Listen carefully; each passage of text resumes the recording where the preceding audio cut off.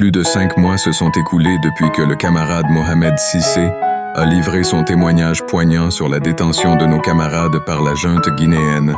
Le silence qui s'est installé depuis lors est assourdissant et nous continuons d'attendre des nouvelles avec une impatience grandissante.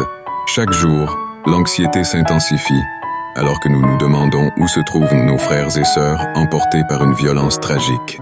Ces disparitions sont un rappel dévastateur des conséquences de la tyrannie. Et notre solidarité avec ceux qui luttent contre cette oppression ne faiblit pas. Il est inacceptable que d'autres, comme Marwan et Camara, se retrouvent à leur tour piégés par le même système oppressif. Chaque cas de kidnapping est une tragédie, une perte inestimable pour nos familles, nos amis et notre nation tout entière. La peur ne doit pas dicter notre existence. Au contraire, elle doit nourrir notre détermination collective à ne pas céder devant l'oppression. Nous ne sommes pas des poules que l'on peut enfermer et contrôler. Nous sommes un peuple fier, rempli de capacité et de résilience. Il est temps de refuser ce statut de victime et de revendiquer notre droit à la dignité. Comme l'a si bien dit un grand penseur, nous devons puiser en nous la force de surmonter l'adversité. La junte, dirigée par Mamadi Doumbouya, ne respecte ni notre culture ni notre humanité. Leur mépris à notre égard pourrait nous faire perdre espoir, mais ensemble, nous avons le pouvoir de changer la situation.